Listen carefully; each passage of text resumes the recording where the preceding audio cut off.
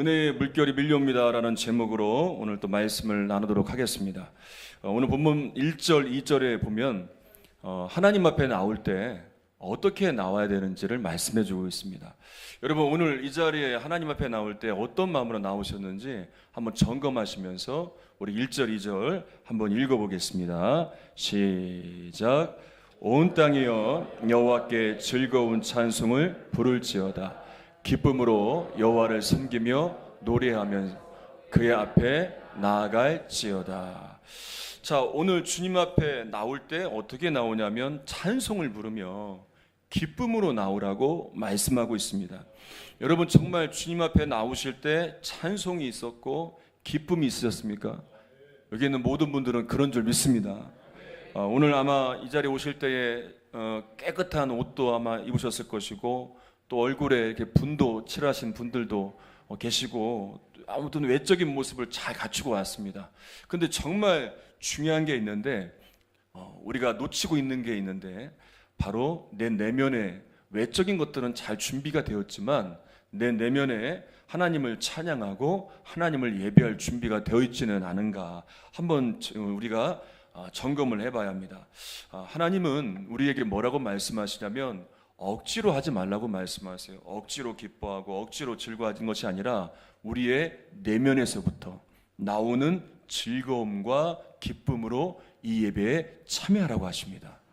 여러분, 혹시나 여러분들 앞에 마음 가운데 기뻐하지 못하게 만들고 마음에 불편함이 있고 아직도 지난 주간에 있었던 내 마음의 상처들을 여전히 붙들고 여전히 미운 사람들이 내 안에 용서하지 못한 사람들이 있어서 이 예배에 내 내면에 흐르는 기쁨과 즐거움이 꽉 막혀 있다면 오늘 이 예배를 통해 이 하나님과의 단절된 은혜가 회복되기를 바랍니다.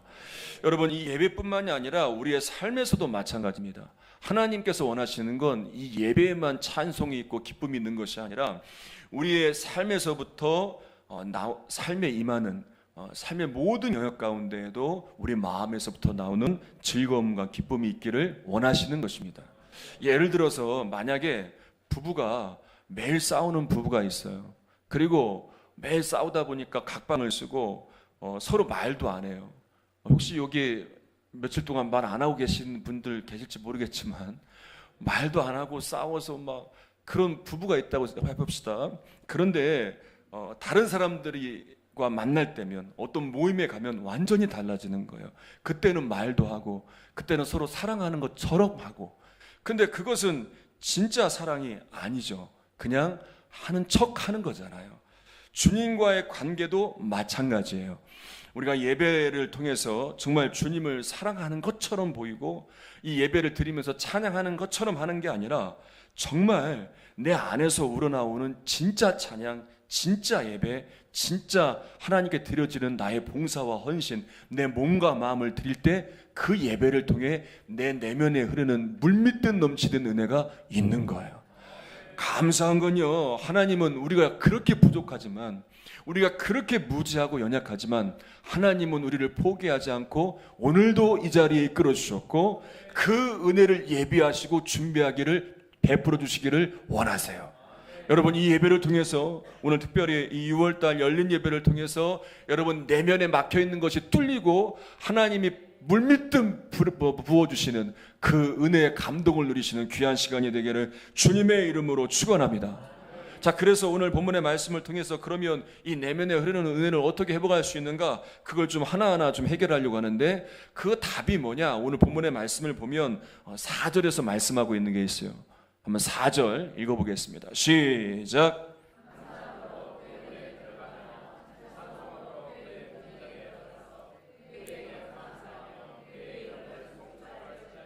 자, 우리의 일상의 삶에 뭐가 있어야 한다는 거예요? 감사함으로. 이 감사가 회복돼야 한다는 거예요. 여러분, 우리가 왜 감사가 없는지 정확하게 알아야 돼요. 감사가 없는 건 형편이 나빠서가 아니에요.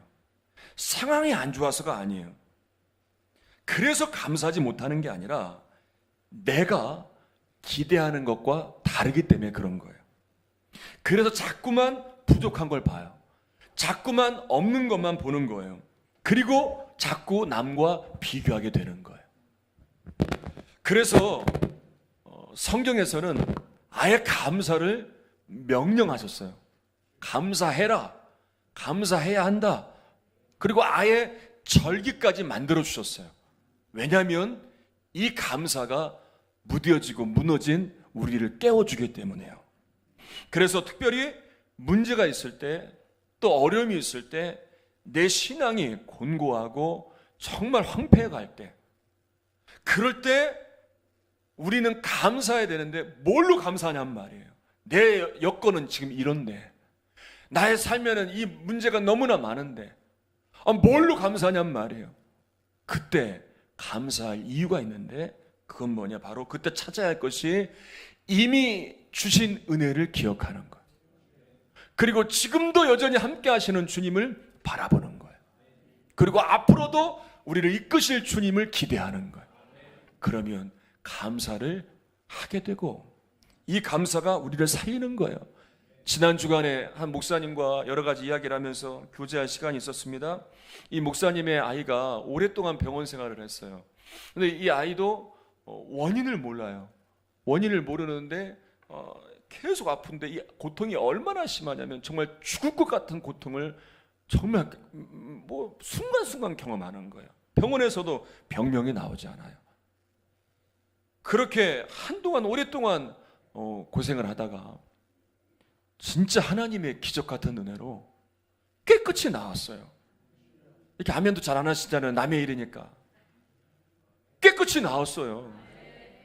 원인도 모르는데 아이가 정말 죽을 것 같이 맨날 울고불고 막 그런 아이가 깨끗이 나서 지금은 건강하다는 거예요. 와, 그 얘기를 듣는데 너무 감사하더라고요. 그런데 또 다른 문제가 생겼어요.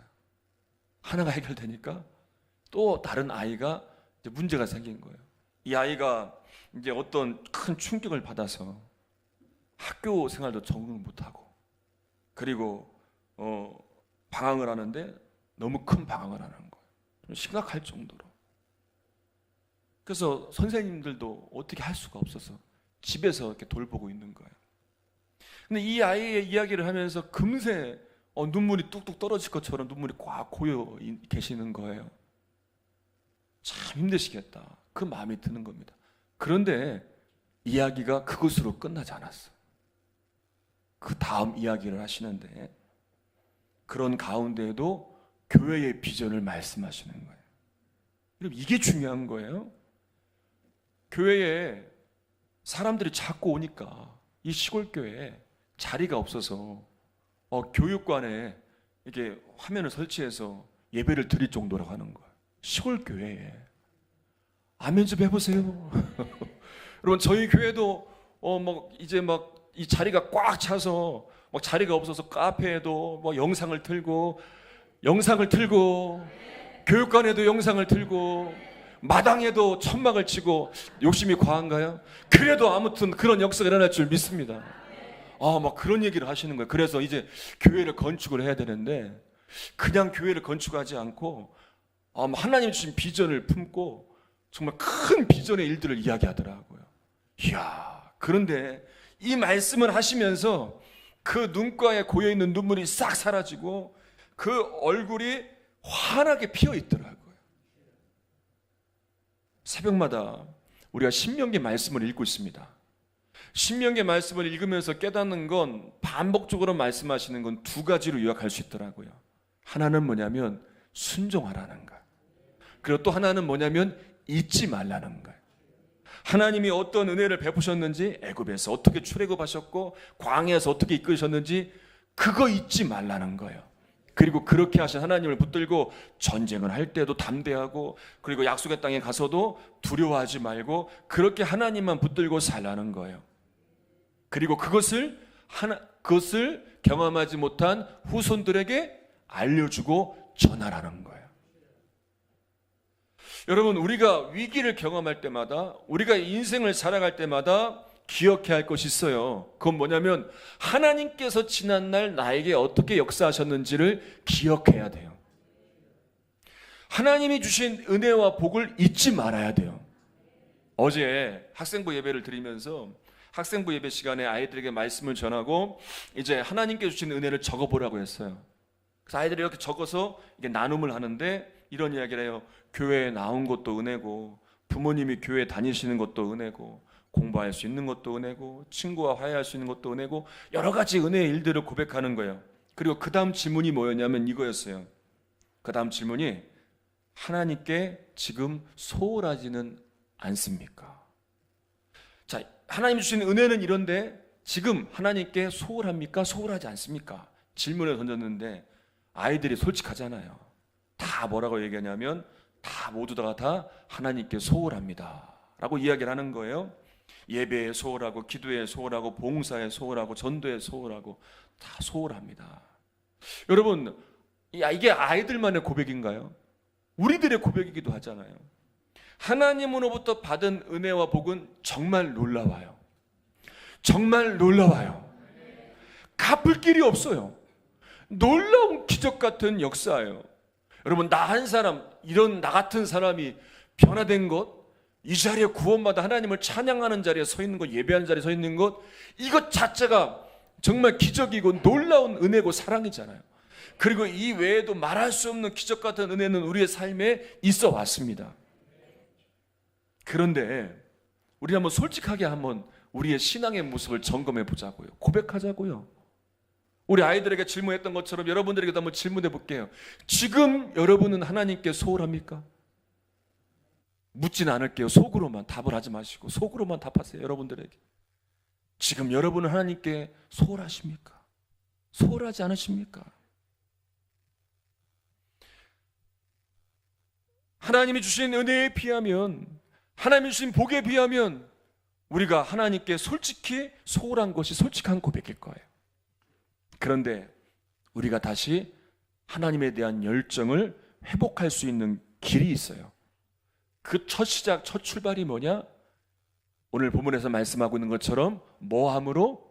감사함으로. 이 감사가 회복되는 거예요.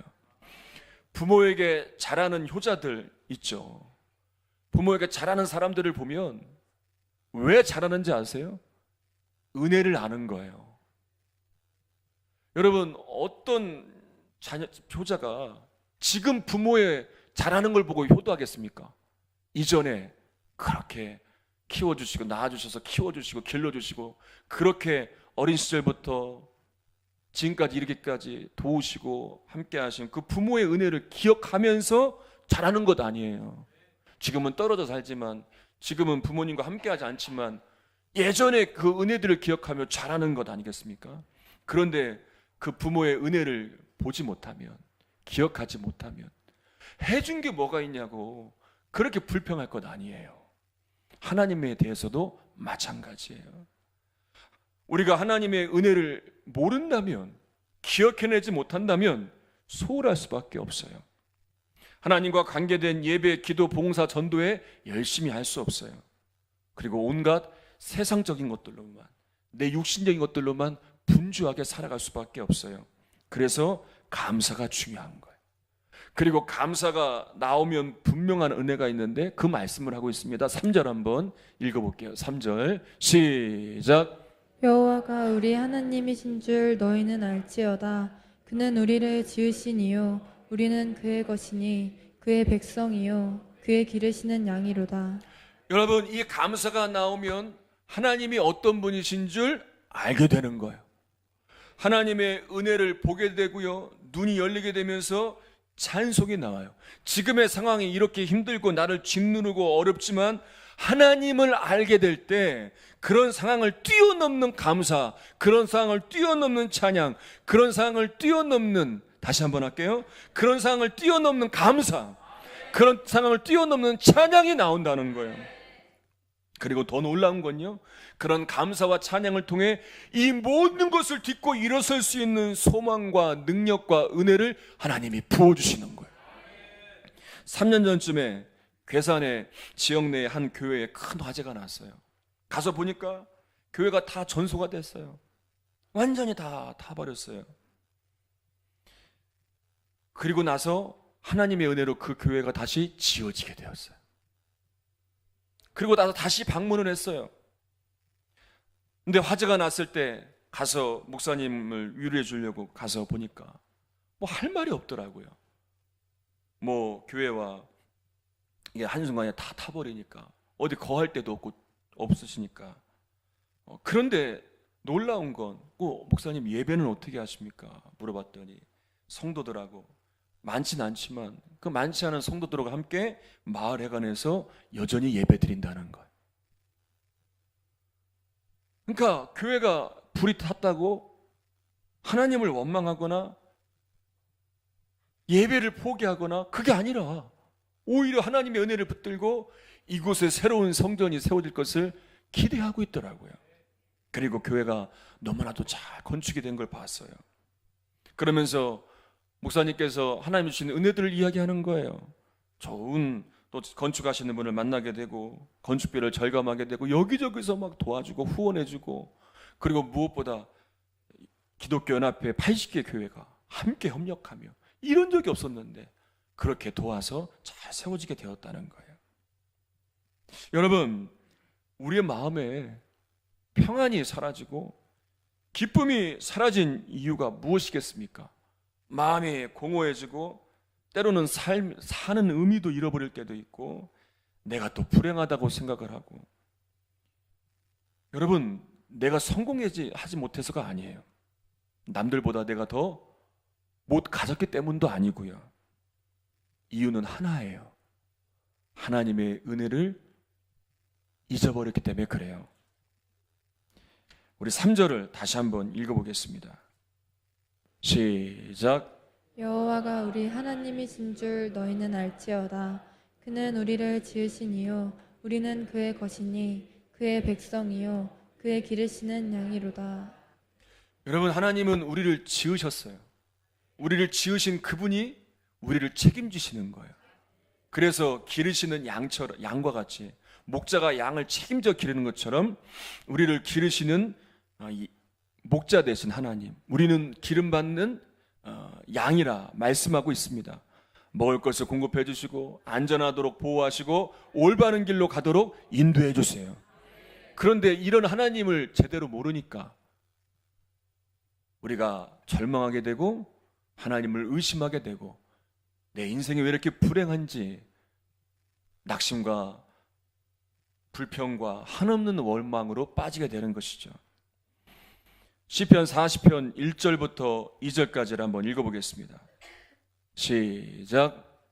다윗이 인도자를 따라 부르는 노래. 내가 여호와를 기다리고 기다렸더니 귀를 기울이사 나의 부르짖음을 들으셨도다. 나를 기가 막힐 웅덩이와 수렁에서 끌어올리시고 내 발을 반석 위에 두사 내 걸음을 견고하게 하셨도다. 여러분, 때로 살다 보면 누구에게도 말 못할 아픔을 경험할 때가 있어요. 그냥 혼자 삭히고 혼자 품고 있는 아픔들, 절망들, 고민들, 심지어는 아내에게도 남편에게도 가족들에게도 말 못할 그런 아픔을 경험할 때가 있어요.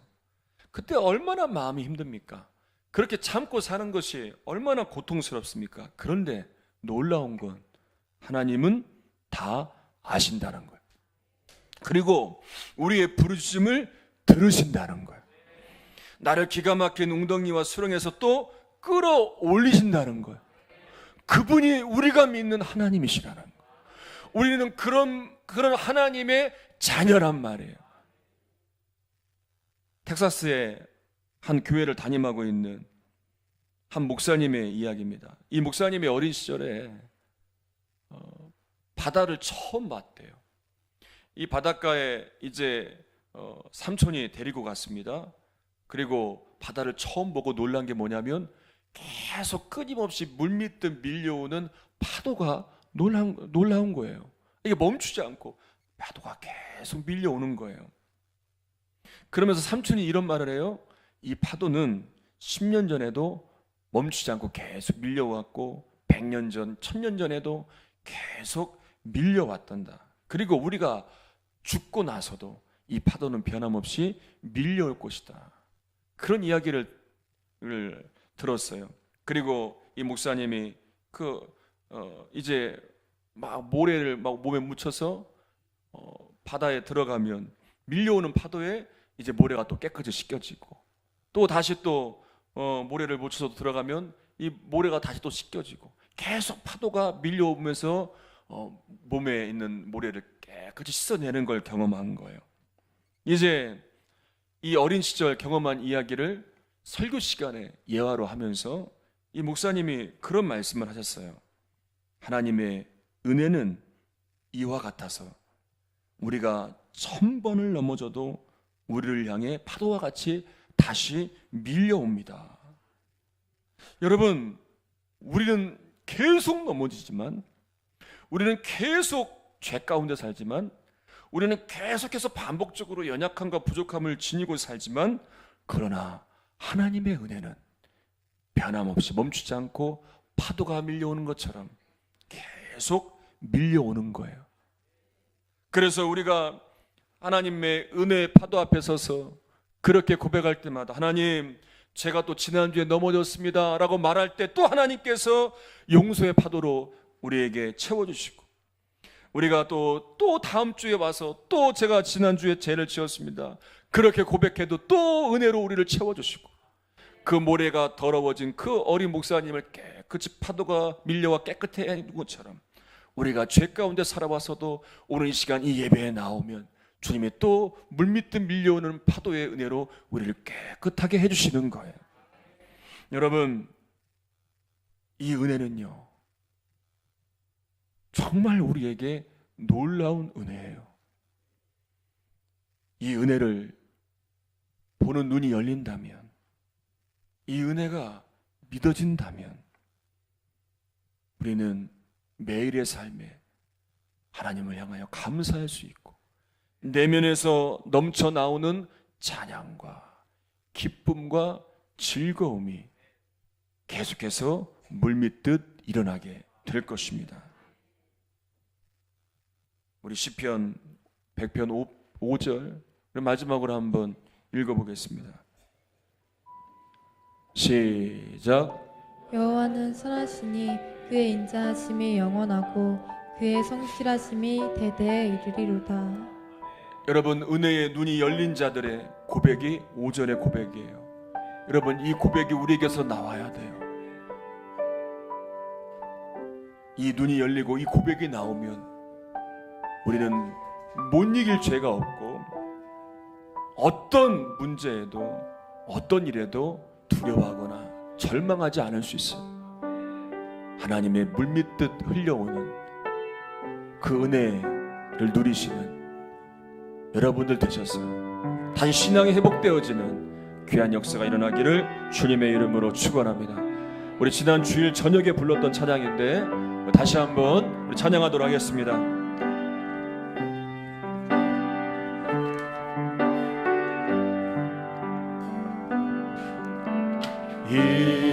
이곳에 생명샘 솟아나 눈물 홀짝 지나갈 때에 멋잖아 열매 맺히고 웃음소리 넘쳐나리라. 그날에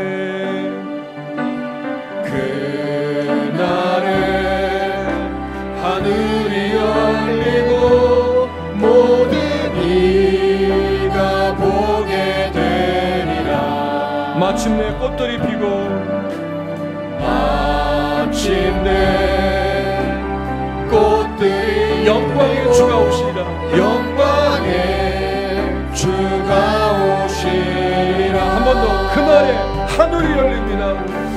그날에 하늘이 열리고 모든 이가 보게 되리라.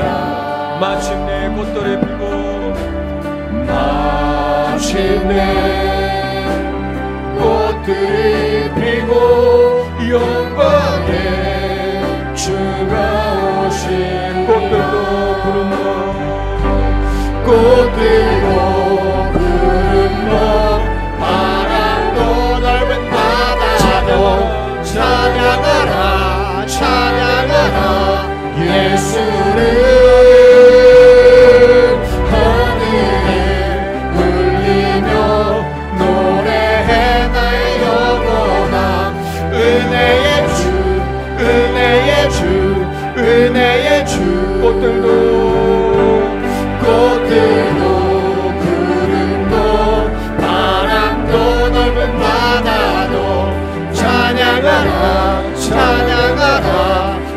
예수를 하늘을 울리며 노래해 나의 영혼아 은혜의 주 은혜의 주 은혜의 주 그날의 하늘이 열리고 그날에 하늘이 열리고 모든 이가 보게 되리라 마침내 꽃들이 피고 영광의 주가 오시리라 그날의 하늘이 열리고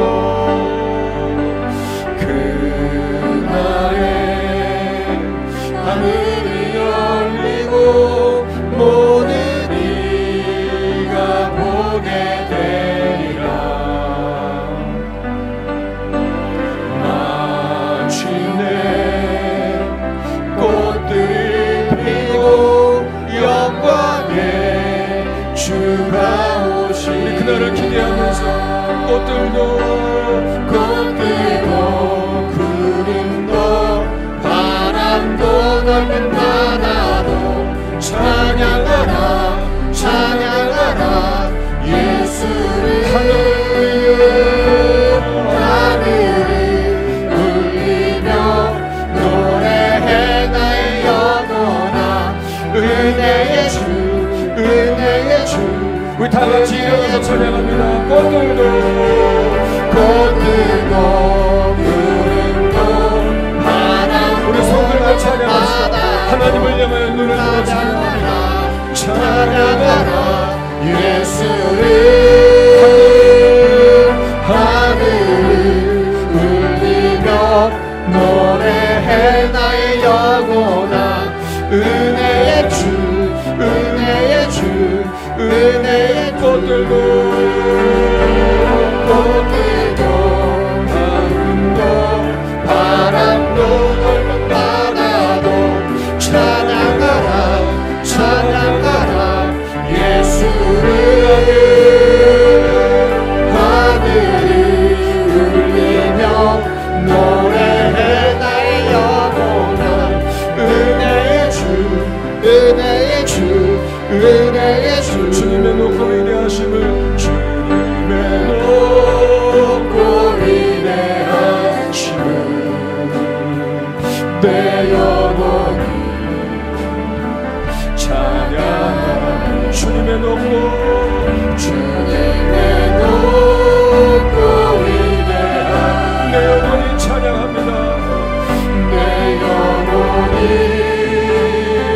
찬양케 올려서 주님의 높고 위대하심을 주님의 높고 위대하심을 내 영혼이 찬양하네 주님의 높고 위대하심을 내 영혼이 찬양하네 우리 함께 통성으로 기도할 때에 우리 내면에 흐르는 기쁨, 감동, 감격이 회복되기를 원합니다.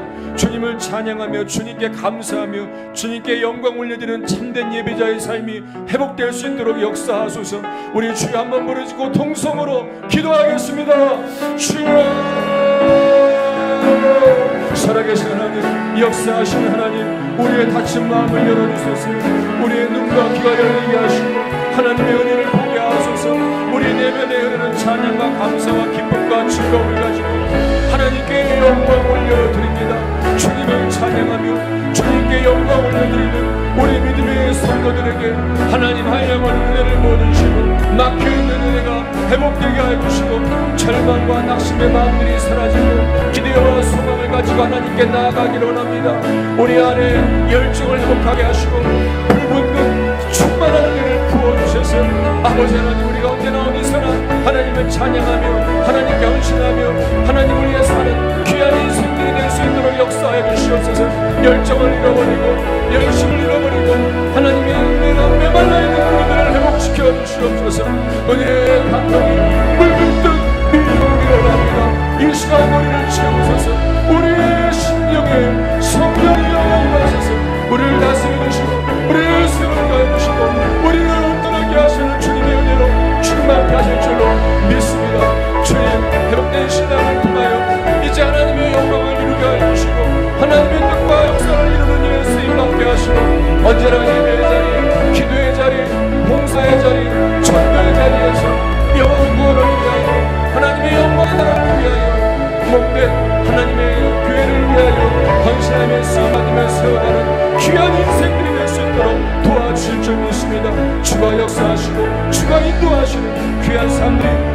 나아가시게 하여 주시옵소서. 주님이 붙들어 주실 줄 믿습니다.